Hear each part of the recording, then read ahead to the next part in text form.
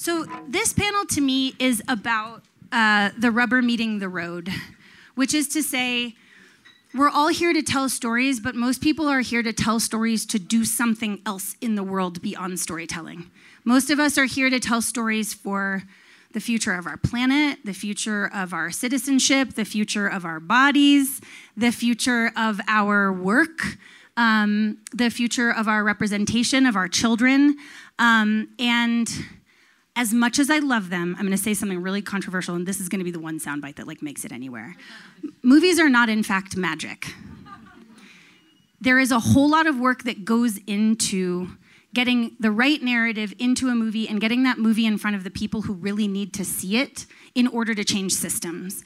And so this is a panel that I've been really, really excited about because it's going to bridge the gap between people who are thinking about narrative change and people and how narrative change has to happen from the script, right?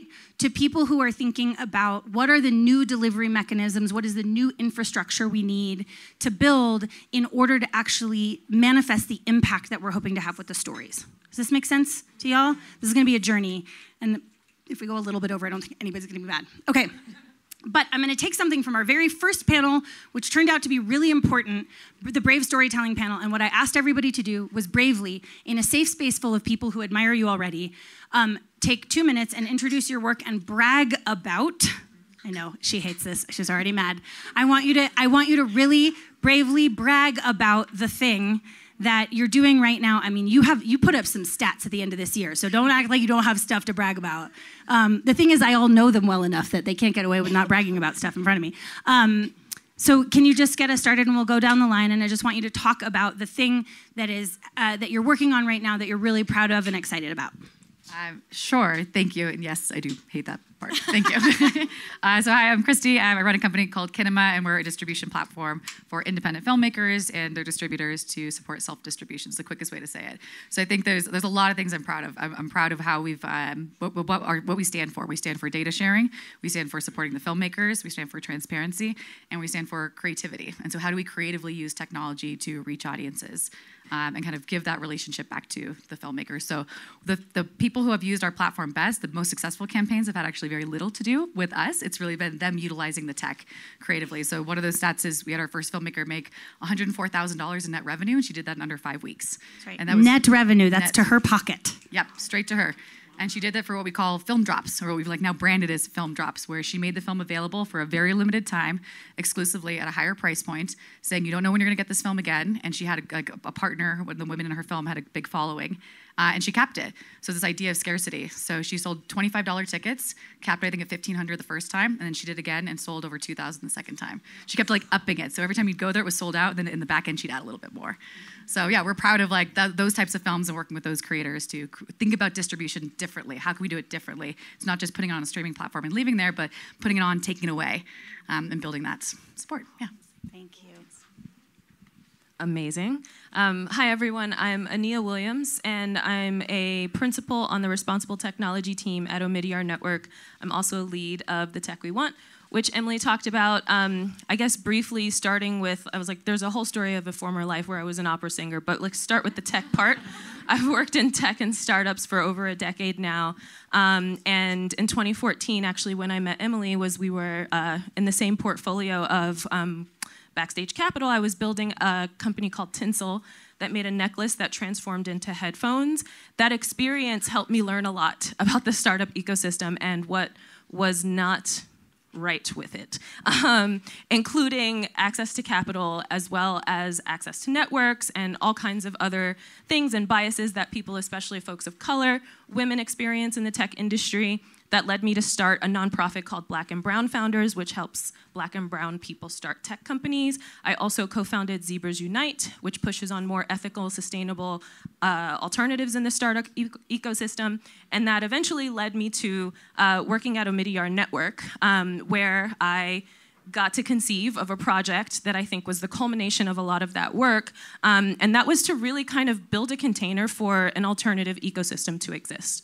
One where folks who have been building infrastructure for a more healthy, responsible tech system to exist and to be able to thrive, folks that are thinking about technology that serves humans and not the other way around, and really just trying to create, turn cow paths into superhighways for people that have kind of been like in the jungle swimming upstream and doing things that are bucking the trends and going against the grain in this tech and startup world. I told you. She didn't even mention Black Innovation Alliance. There could be like a long. I forgot about that one. Hey everyone, Trevor Smith, pronouns he, him. I am the outgoing Director of Narrative Change at Liberation Ventures. Liberation Ventures is a field builder accelerating the movement for reparations, the Black-led movement for reparations in the United States. And I'm the incoming co-founder and executive director of the BLIS Collective. And BLIS stands for Black Liberation Indigenous Sovereignty. And our mission is to build narrative infrastructure across Black, Indigenous, and progressive social movements to repair, decolonize, and transform culture. While I was at LV, I planned and launched an initiative called the Reparations Narrative Lab. We worked with 13 movement actors over the course of a year. We held 9 focus groups with over 100 participants, did some content testing, produced content, tested that content that reached over 600,000 people, and created a narrative framework that you can find on reparationsnarrativelab.org that seeks to kind of bring people into the movement and build a transformative narrative alongside folks across the country. And I'm proud of that, and I'm proud of the policies that are being passed across the country. California was the first state to have a reparations task force in 2020. And New York, just right after my birthday in December, became the second state to have a reparations task force. And so I'm really proud of that. Awesome. Hi, everyone. I'm Elizabeth Woodward, and I'm the founder and CEO of WILLA, and we're a production and now distribution company really focusing on docs and scripted films, and we're also making a TV show that center narrative change both in terms of the stories themselves and also the way that these projects are made. I think like most relevant to this panel is there were 2 of my most recent projects where one was a scripted film called You Resemble Me, which premiered in Venice and had Spike Lee and Spike Jonze and Riz Ahmed and Alma Harrell and Claire Denis and great reviews and everything that you hope for as a filmmaker. And the distribution offers were just so disappointing, and the terms of these deals really kind of pulled the curtain back for me of what it means to give away these films to, if you don't get the dream deal. And so I got really interested in distribution, and also, having come from like an impact campaign background in my documentary work, just seeing how impact and distribution are not really thought of enough in the same kind of effort, especially when there's limited resources. So, and then my most recent doc, Another Body, which is about deepfake porn, which won the award at South by, and also kind of didn't have the most exciting distribution offers, but we found a really great partner, but we were able to link up our impact campaign with what they were going to do for the distribution to really kind of have the film have a moment in the sunshine, and have done a lot of really great impact work, with the White House and changing laws around deepfake porn in the UK and in the US. But yeah, my focus right now is where I want to put my energy is in distribution and impact, and kind of figuring out how to invite stakeholders who might not have been invited into the distribution space to get these stories out in the most powerful way to make the world better, or whatever we're all trying to do. Hi, I'm Caren Spruch, and I lead Planned Parenthood Federation of America's work with the arts and entertainment communities. And being here, I think, thank you, I didn't say anything yet. Being here has made me realize what I'm most proud of, and I came here many, many years ago, and there really were no other nonprofits, and impact and culture change weren't even words used at that time, and now it's everywhere, and it's amazing to me, and it's wonderful. And I guess all these, I started in the policy end, and it seemed I cared about policy, but I felt like what we were doing wasn't reaching people where they were at. So I started doing this work first by going on tour with rock bands. And these days I still work with musicians and do that with fashion designers, with lots of celebrities who speak out. And my favorite part, which I've now been doing for about 15 years, is the behind the scenes, working with film and television writer, directors, producers. And I'm so proud now because since Roe is overturned, and tomorrow would have been the 51st anniversary of Roe, I was hoping that all the writers I've met over the years would start to weave stories about the impact of restrictions, and they really are. I have more than 20 scripts right now of people who are trying to do that. So that makes me very proud. I'd be even more proud if they were able to fund and get them out there. So I hope that will happen today. Thank you.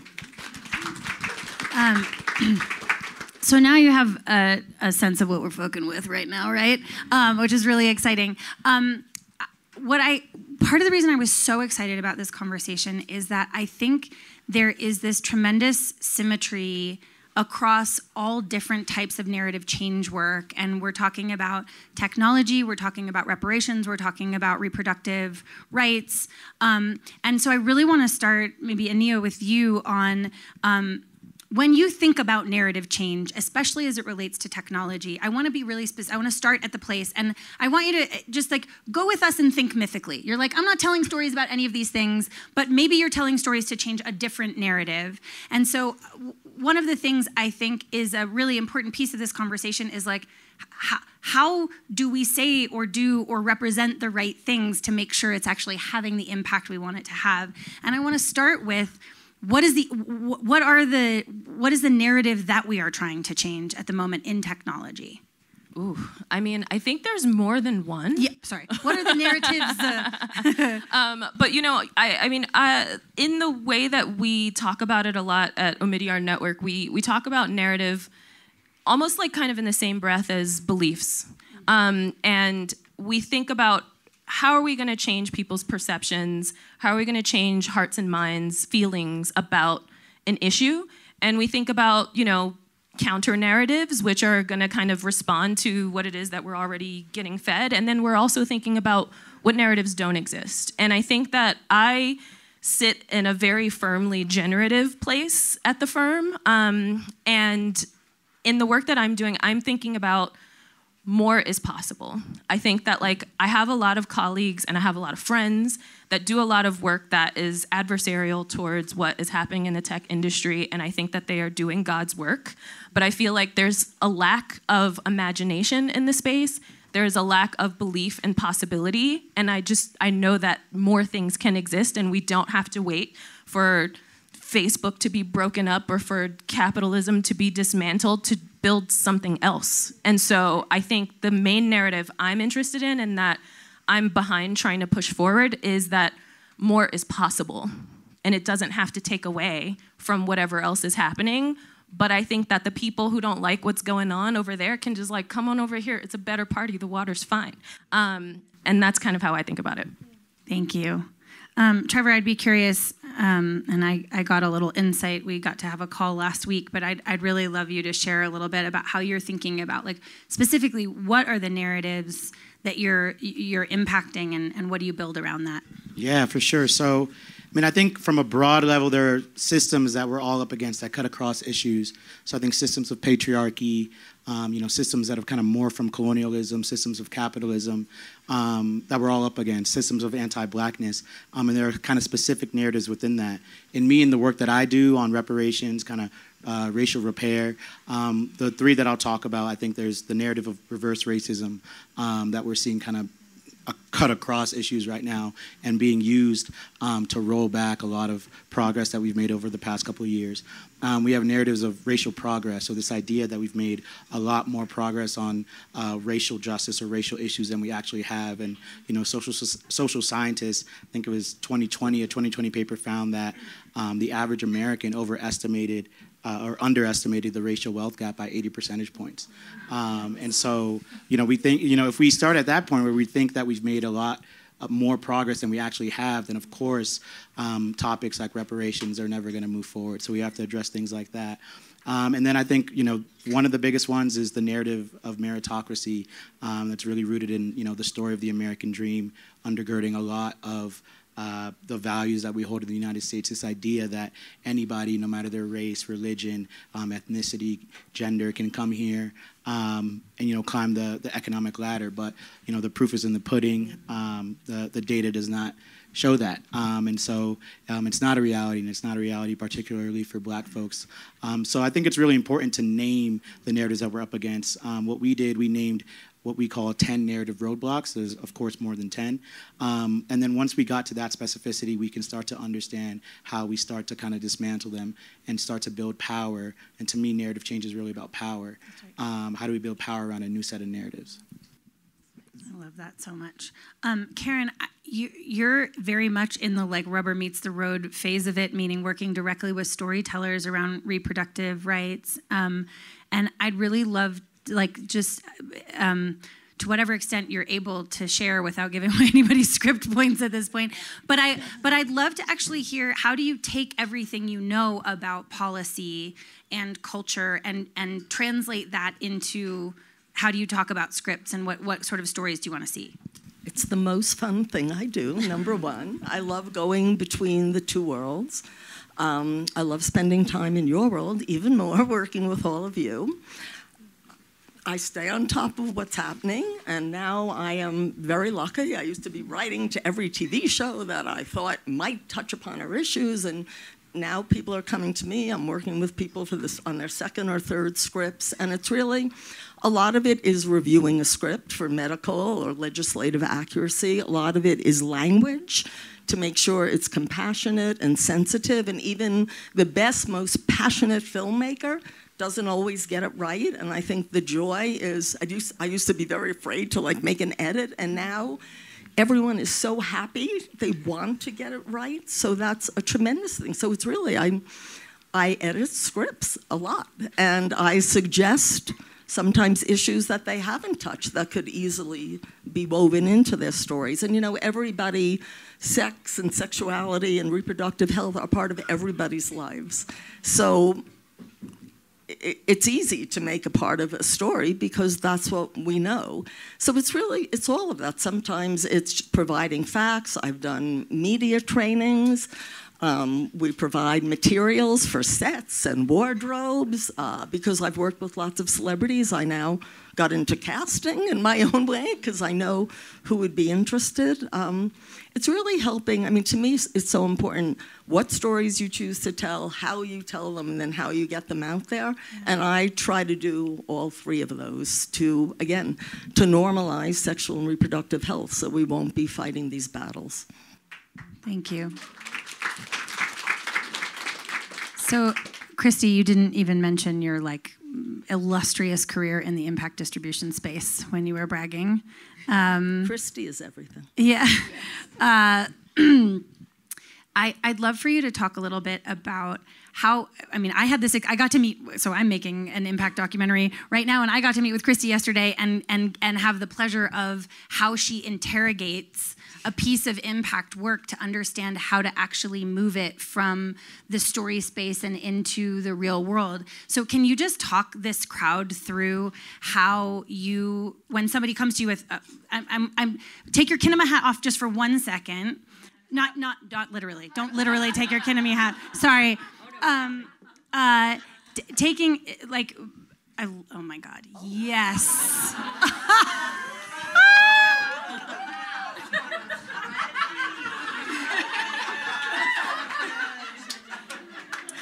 Well, folks, we're not going to top that tonight.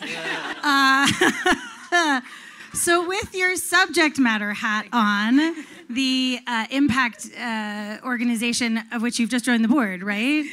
That was unbelievable. With your subject matter hat on for a moment, can you kindly talk us through, when somebody comes to you with an impact project, how do you start to interrogate it to make the leap from here's the movie we made or the story we're telling to how does it need to get out into the world? Yeah, so we're kind of at the opposite end of Caren. So Picture Motion's an impact agency, and we work with studios and streamers and independent filmmakers to design and implement impact strategies. So we'd work with filmmakers and ask, what is your vision for change? And then let's build a roadmap to meet it. I'm not there day to day. Brian Walker runs it. He's awesome. I think I saw him. Oh, there he is. He's Brian Walker in the back, so talk to him. Yes, and continue to do an incredible job. But for us, it was first that conversation. And part of it was first talking to the filmmaker as a human and asking first their goals. So part of it is you have to ask these questions, and all the answers are correct. Do you have to pay back your investors? Are you looking for distribution for the film? Do you want to make your next film? Do you need to raise money? Do you want to win awards? Do you want to do political change? We asked these questions, and we'd also, my favorite one was 2 years from now, if you look back, what do you want to say this film did? And that was kind of the starting space for us of building that impact campaign. And then we'd get a little bit more deeper, like what type of film do you have? Ellen Schneider from Active Voice had a framework called horticulture, which I recommend looking up. Oh, there you are. You know I talk about this all the time. Yes. Again, I'm trying not to butcher it, embarrass myself. But yeah, do you look at the type of film you have? Is it investigative? Is it educational? Is it transforming you to a different story or a different experience? And then you build the campaign around that, because a film that's going deep and investigative is not going to be the same as a personal experience when it comes to inspiring people to take an action for that campaign. So we're looking at all these, the filmmaker's goals, the financial goals, the type of story they told, and then starting the campaign from there. And then a really important part, I know Brian still does, are brain trusts or heart trusts. So bringing together the organizations and individuals who actively work on those issues to watch the film and weigh in on it. Caren is actually on the board of Picture Motion. We're really lucky to have her there. You've been there for a few years. And so we're very lucky to have you weigh in on issues related to women and reproductive health. So it's all those different factors before we even really get started in building that campaign. And Elizabeth, you're like a walking case study. And so I'd love for you to just talk a little bit in your personal experience. And I think the more specific we can be, the better of how have you made this impact rubber meet the road? Yeah, so the most recent case study is Another Body, which is the film about deepfake porn. So, it really started from the very beginning of thinking about impact in the way that the film was going to be made. So we knew that the directors had this great concept to follow a survivor of deepfake porn. But part of this issue is one, kind of everyone was hearing about deepfakes in the context of politics and all of these fears that, a politician was going to be deepfaked and World War III was going to start. But the real issue was really women being deepfaked into porn without their consent, and the amount of silence that there was around that, because, of course, if you talk about that, you're kind of directing people to look up the video, and that's the last thing that you want in that circumstance. So we wanted to find someone that this had happened to. No one had spoken out at that point, and we knew that we needed to provide a way for that person in order for them to get their story out in a safe way. So we decided to hire an actor to deepfake them to protect their identity. And the actor was very much an activist and someone who wanted to lend their face to allow someone to tell their story. So we knew that all of those factors that were very much production decisions would allow this person's story to come out into the world, and we knew that that was missing in policy spaces, in the mainstream media, in academic circles. And so Taylor, which is a pseudonym who ended up being in the film, told her story in the film. We did a lot of self-recording to not invade her personal space as she was kind of going through the aftermath of discovering this video, which she knew about before we reached out to her, which was also a whole, we had to make sure that there was support for her once we sent her the email to let her know that we had found this video in the process of researching the film.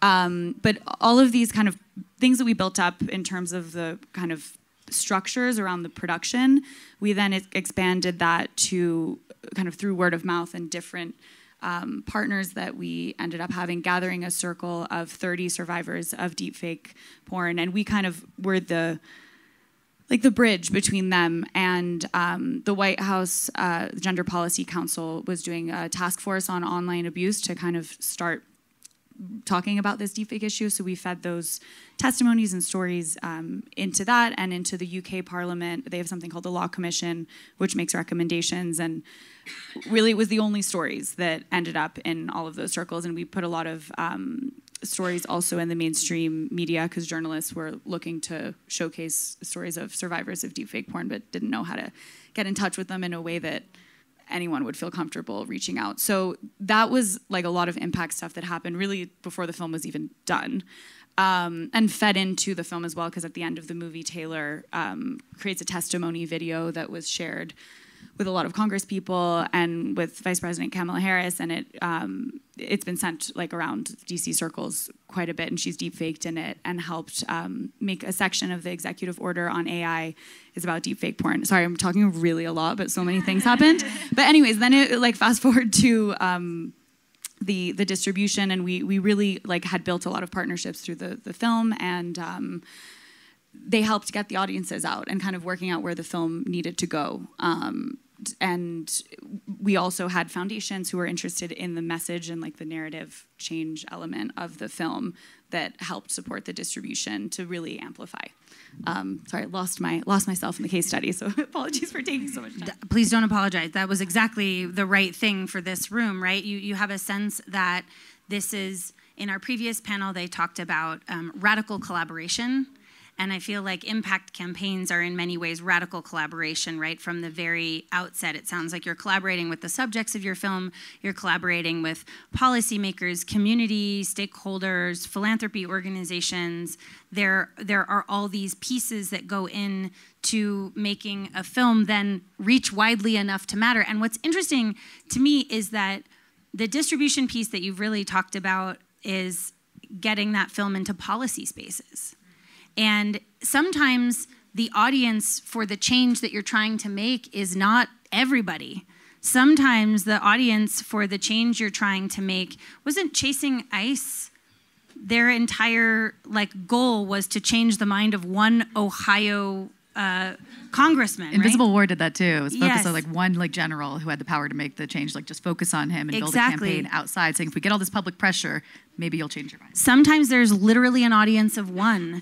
And so I think these case studies are so important to just think about who are you collaborating with and what actually is the right distribution venue for the change that you're trying to make. Trevor, I wanted to bring you back into the conversation because last week when we spoke, you were really talking about these sort of multiple threads that you're weaving together at BLIS Collective to move us from story to system. Mm-hmm. Can you talk through those a little bit for these folks? Yeah, sure. So, like I mentioned earlier, BLIS Collective, brand new organization. BLIS stands for Black Liberation and Indigenous Sovereignty. And we're thinking about the role of infrastructure and narrative infrastructure, cultural infrastructure as a way to connect and empower specifically Black and Indigenous movements, but thinking about the progressive ecosystem as a whole.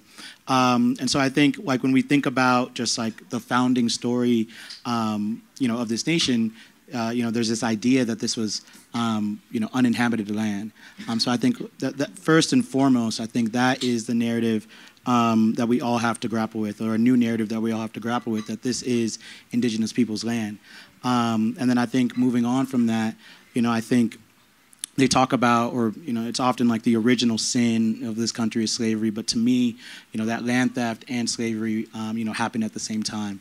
And so when we thought about BLIS, when BLIS was conceived, we looked around and we saw that there wasn't really many organizations that were seeking to connect specifically the land back and the Black-led reparations movement. And so that's how BLIS was birthed. But we don't just think about reparations and land back. We are thinking about liberation and sovereignty from a broader and a more holistic way. So the way in which we'll approach our work is what we call the 3 C's: collect, collaborate, create. So in terms of the collection, we hope to do that kind of narrative and perception research, the things that you would find at a Pew or a Gallup. But Pew and Gallup, they just kind of provide that information. They don't provide recommendations. And what I found when we work with advocacy organizations is that when we actually can make that data applicable, that's how we can start to kind of push back against these systems.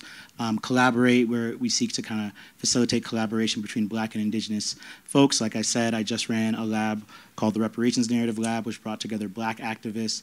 The first lab we'll do with BLIS will be a land reparations lab, bringing together Black and Indigenous activists to create a narrative framework on what we mean when we talk about land reparations on this land. Obviously, Black folks were brought here, they tilled the land, and so there's a lot of calls and claims for land from Black folks, and we have to grapple with the fact that this is Indigenous people's land, the first point that I made. So that's the first lab that we'll do. And then create. We both want to be a production house in a lot of ways. and use the research that we're doing to uplift stories and push back against these narratives that we're up against. And then we're also starting to toy with the idea of re-granting to Black and Indigenous artists and serving as a connective tissue between advocacy organizations and artistry. And in the work that I've done over the past 2 years, that has been what's been the most powerful. I've gotten to develop relationships with folks like Erica Alexander, Amanda Seals, who are starting to think more about what is their personal role outside of their artistry to a movement. And to me, what we are really trying to do at the heart of all this is kind of organize and socialize people into liberatory social identities. So we want folks to self-identify, or more self-identify, as reparationists, abolitionists, feminists. And we see these social liberatory identities as the way in which we can shift systems. Again, I think it all comes back to social movements. So using the power of story to connect to social movements, I think, is how we kind of free us all.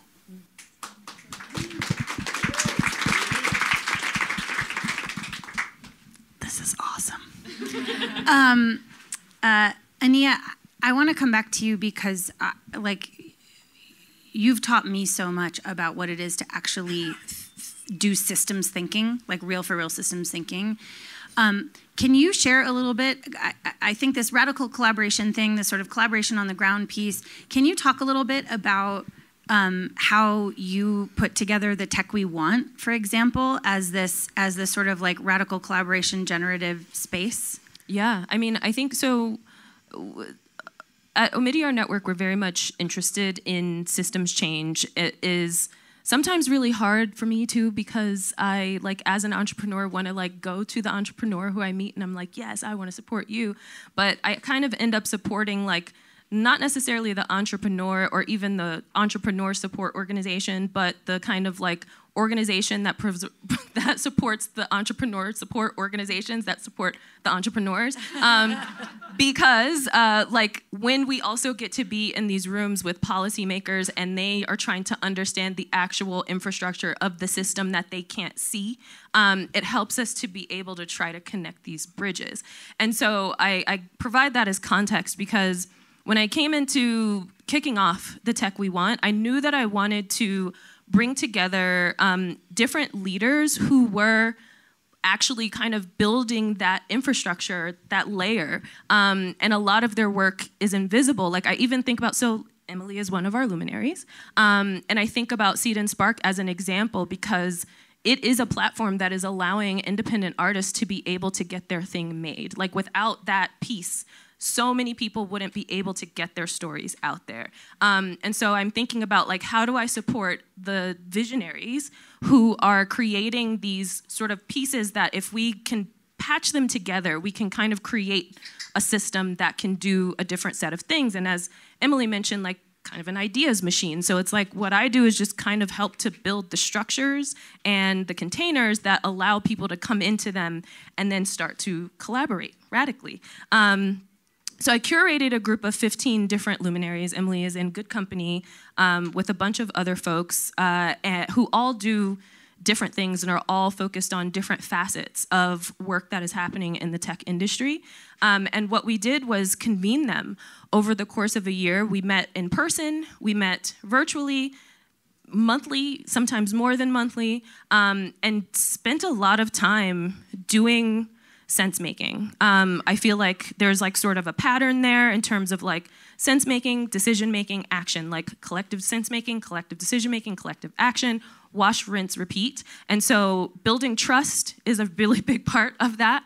Allowing people to come in with their ideas so we can start to see from 15 different perspectives, how do they define the problem space that we're talking about? And then from there, how do we start to take 15 people's visions and start to look at what are the patterns here that we can start to pull out and build infrastructure that actually can start to solve more of these problems at once. So it's being able to not focus on one entrepreneur's experience, but the person who is working with organizations that support 500,000 entrepreneurs that can speak to patterns at a macro level that we can start to say, oh, okay, so one of the problems here is that there's only one mode of funding in this industry and we need more alternatives that can suit these types of purposes. These are the things that people are running into.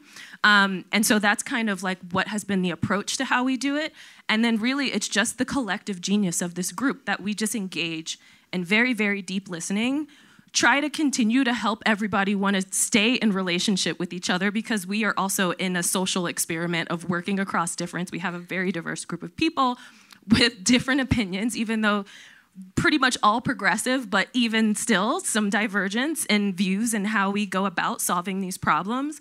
And also who are like fucking trying to tread water in their own places. Like, they're all swimming upstream as well, and they need more funders like us to be able to jump in. So narrative change kind of comes into the picture too with the work that I'm doing, because my actual audience is other funders right now, is to help them understand the possibility and what role they can play.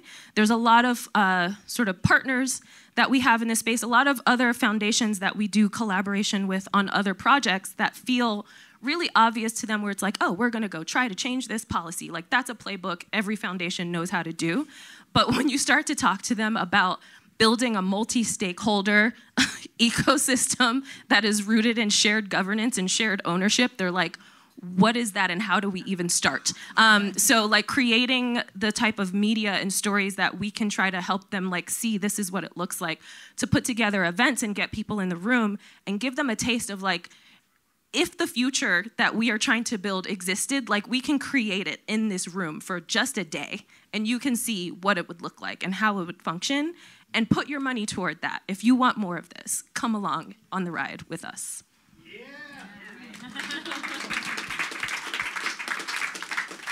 Yeah. Christie, I'm gonna ask you to put your Kinema hat on now. Thank you. Thank you so much.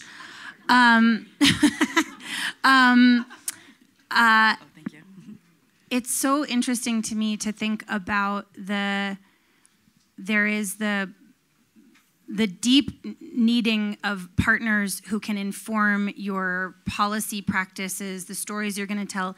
Even, I just think all of a sudden, I don't know why I never thought about it, but like, there are plenty of stories out there where somebody works at a tech company. I haven't seen anything where like somebody's working at some cool policy organization, you know, that just like part of their character trait is that they're working at one of these infrastructure organizations instead of just being like a tech bro. You know, like there are simple things that as storytellers we can start to do to engage in this kind of systems change. There are stories against the idea of meritocracy that we can weave into our storytelling. And as long as we commit to being engaged in these kinds of rooms and spaces and with these kind of people. And Christie, I think so much about what you've built at Kinema is about finding those stakeholders who are gonna host those things and starting to create the network effect. Can you talk a little bit about like, how does it actually work and what is the kind of that stakeholder engagement that, that you need to create to get the people in the room to have their minds changed? Sure. Yeah, so I often speak about it kind of in parallel or next to picture motion, because picture motion is very high-touch impact strategy with you through the whole journey, whether it be a couple months or a couple years. And so we built Kinema off the idea of the screening tours that we were doing. The long and the short of it is we were building this database. There are all these screening hosts that wanted to have screenings of the films. There were organizations. They tend to stay in certain categories, whether it was reproductive rights or climate change, but we could only bring them the films that we were working on and we were representing. And so we were seeing this kind of hole in the market for a better way to support grassroots distribution. So how do we bring this database online and make it accessible to filmmakers everywhere, but not just post a spreadsheet of everyone's contact information and everyone's kind of pinging all these physical spaces and screening hosts. So that was the original idea of like kind of low touch, using technology to reach these screening spaces. And we've talked about this before. They're not just physical spaces, or you could call it it's human-centered distribution. So you're working with an organization or an individual or someone that's passionate about that topic or that film, or about bringing people together in community or bringing people into their space. So how do we reach them? How do we know what they want? And this is where we leaned into the tech. It's just database management. So where are you located? How big is your space? What are you interested in? And then as new films come onto the platform, we then editorially look at which ones we can promote.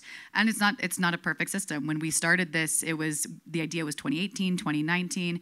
So building it, testing it, all in-person spaces, launched in March of 2020. Like, let's all like get out of our homes and come together in community tight spaces and like watch a movie. And so we were like, the idea kind of takes it away. Yeah, it was a big pivot. We're like, we've raised money, we've hired somebody. Like, what do we do?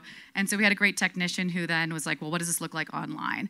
And so we stayed, still working at PICMO at the time. So how do we use this tech to bring people into community online? And what does that look like moving forward? So now the tech is, we do a lot of things, but as a filmmaker, you onboard your film, you can say where your film is available and what rights are available. And now anyone can book a screening of your film to have it in a physical space. They can have a live virtual event where they get to talk to the audience and do the live chat and live Q&A. We do affiliate cinema, virtual cinema, so it means a partner and organization can have their own virtual cinema that's branded, and they split the ticket revenue with you. Everything they raise, half goes to the filmmaker, half goes to them. And then the last bit is we are launching a consumer-facing TVOD platform. The idea being it's an audience destination that feels premium like you're on a Netflix or an iTunes, but the back end is going to be more like a YouTube for the creators, where you can see who you set your prices, you put your materials. It's in a system that feels familiar to the user as they navigate it, but it'll be different. But the content, the marketing materials, and the text and all that, and the pricing will be set by the filmmakers, and that's where the data sharing comes into. So it's a long kind of journey to the story that I forgot your question originally, but I mean, so those are all the tools that you need, but if you're actually going to engage, like it's like all of these things, these tools don't work themselves, right? So if we're going to be really successful using those tools, what are the things that we as the change makers need to be ready to do? Sure. I'd say from our side, we know who likes to book what. So that's in our system, and so we'll promote and market internally. But again, the films that do best, it's not a surprise to anybody. You have a really active filmmaker who's trying to make money back from their film or actually make impact, so they're really involved. So the first thing is just basic audience identification. We understand your film is for everybody eventually. You have to know who your specific audience is. Who are the people that are your champions that are going to promote your film? How do you bring them in earlier? So I think, yeah, look at what are your impact goals, who can help you reach them, who are those audiences, how do you reach them, bring them in earlier? The concept of film drops that we were talking about, those are your super fans. They're going to pay a lot of money up front to get early access. And when you get their contact information, engage them immediately. Send them an email, say thank you, and ask them to post something on social media. Ask them to buy when it's on TiVo. Ask them to tune in with streaming, go ticket opening weekend. Keep engaging and keep in that communication. That's like the good side of tech. It's the relationship you have with your audience and your followers through technology. This is what we say, and Christie and I are behind the scenes talking to each other at least once a month, partially in just like mutual support and partially because we're on the same tip, because if you watched a crowdfunding workshop, we'd be saying the same thing to you about how to raise money. I don't view Seed&Spark or Kinema as tech solutions. They are community engagement tools, because crowdfunding is not a technology, it is a community practice. The same way that this kind of human-centered distribution is not a technology, it is a community practice and a human-centered practice.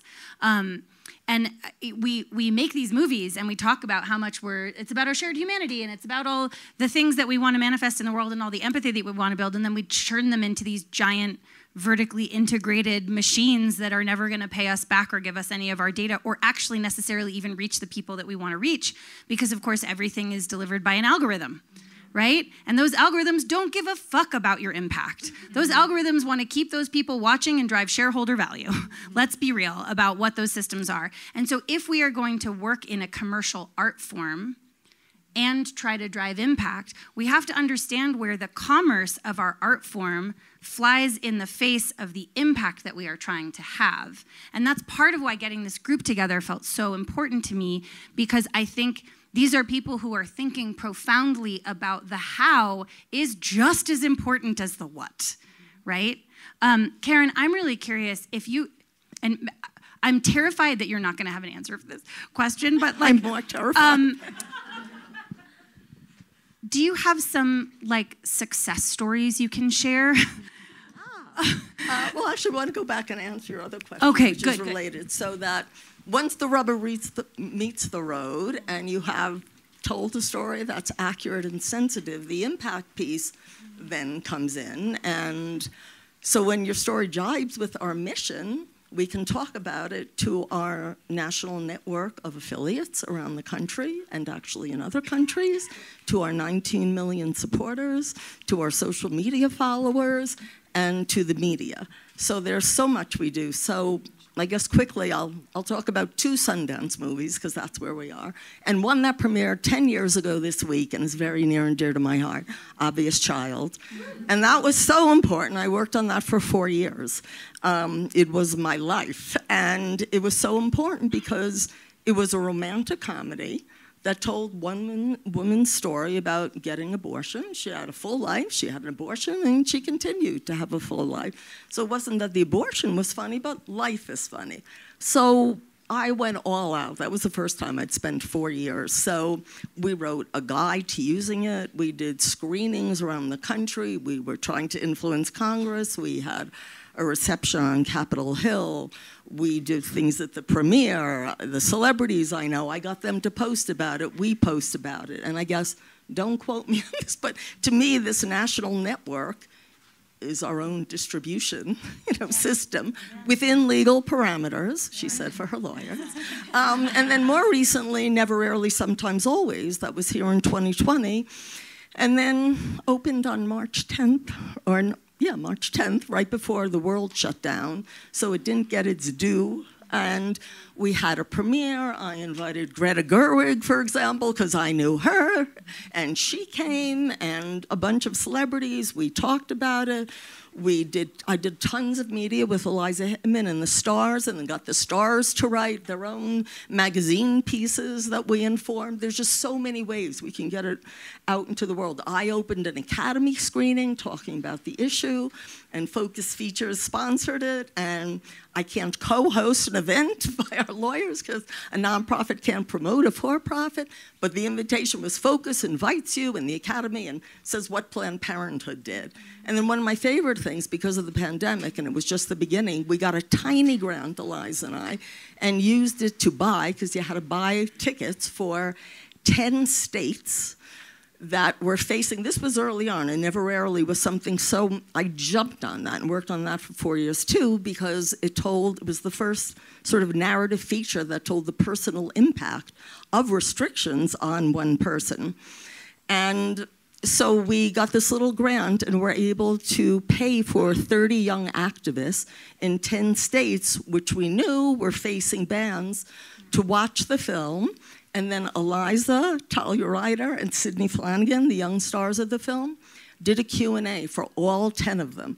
And I think all these films have had a profound impact, and it's really, for years, if someone was having an abortion, they fell down the stairs, they died, they were shamed and judged, and it's really changed. And today, even though abortion is now not legal and restricted in 21 states, 85% of people want abortion to be safe and legal. So to me, I can't measure that, but that is the highest support has been for reproductive issues since Roe was the law of the land.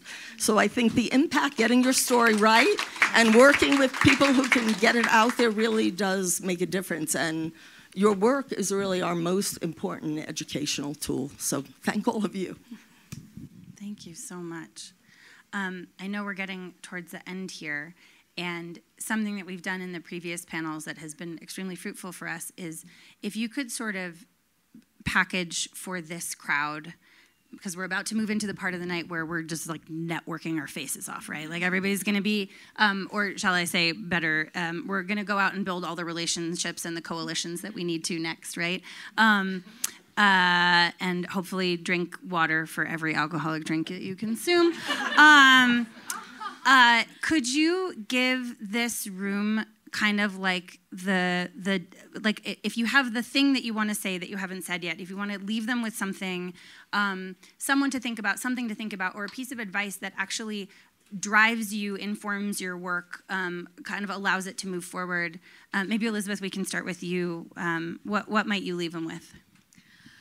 I mean, I love what you said earlier about expanding the space of possibilities. Like that's what I'm most excited about. Like there's a lot of great stuff that's happening in the distribution world, a lot of crises and a lot of things that need rethinking, but figuring out how we can, it feels like in the marketplace right now, we're being told that the films that we care about and we know have the power to change things don't have value, but they do have value, and we need to figure out what coalitions need to be built that all see that value and see the ROI not necessarily as dollars, although I do believe that these films can be successful, but as something else, and kind of realigning the thinking. And I think there's something powerful in that we should pay attention to.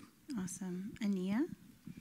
Ooh, this is a hard one. I think the one that I have for the crowd here right now is to, I don't know, keep showing up. Like a lot of this is, I think we can all kind of feel like we're in our little islands sometimes too. Like it feels really good being in this room. It feels like everybody's sharing a vibe. We all clearly understand like how this needs to move forward, but when we leave this place, sometimes it's like nobody understands, no one's paying attention.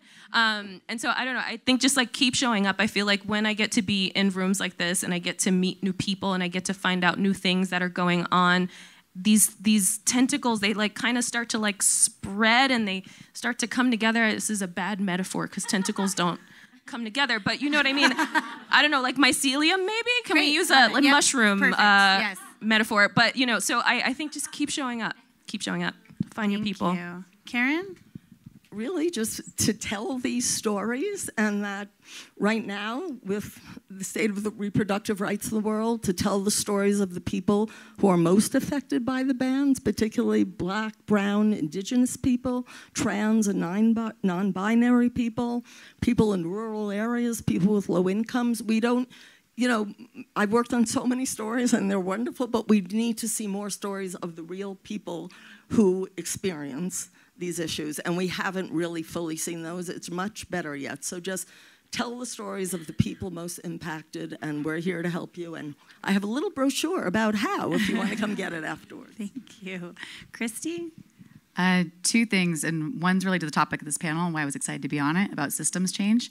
I think sometimes you change the systems and sometimes you have to just build a whole new one. And I think that's where we're at with distribution right now.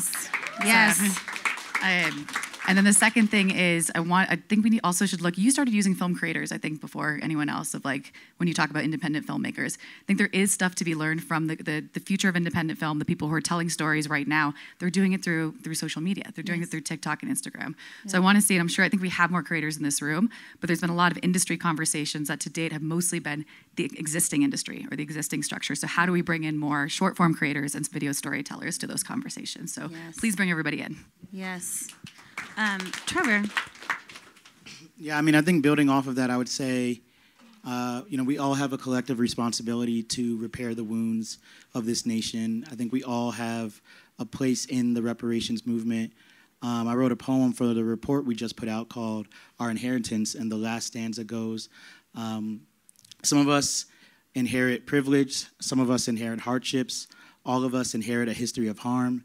It is our story, we must tell it. It is our song, we must sing it. And most importantly, we must repair it. After all, as Americans, this is our inheritance.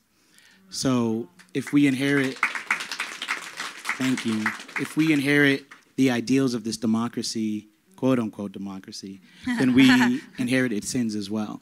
And so we should not be satisfied until we repair it collectively. Thank you. It has been such an unbelievable pleasure to be able to collect this group of people. If you are planning to stay for the 5 o'clock party, I'm going to ask you a favor in terms of collaboration, which is, would you kindly fold up your chair and put it in that room back there so that this can become a party space? That would be really helpful. And I want to thank, again, Erica Anderson. You were not standing here when I was thanking you earlier. You were off doing something else. One of the original co-founders of Seed&Spark, and she still appears in our great crowdfunding video. Megan Ross, who's here, who leads our creator success team at Seed&Spark and is also telling amazing and important reproductive rights stories and supporting tons of organizations in Texas as well. Another thank you to WaterBear, to Christie at Kinema for just dropping off a case of tequila when a girl needed it. You know what I mean?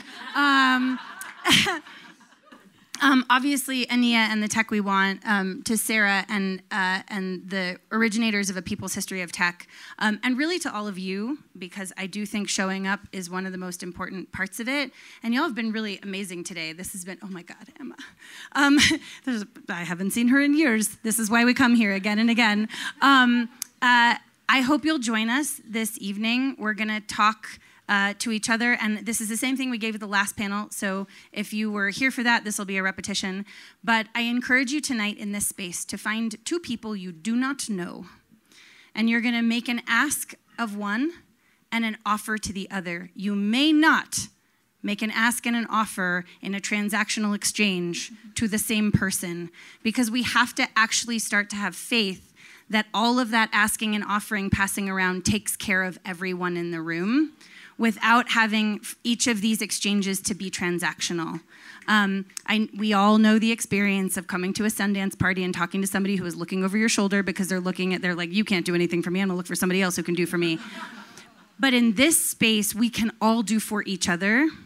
And it is not a transaction, right? It is a community commitment. So we're gonna practice that here tonight, and thank you so much, and we'll party later. Thank you.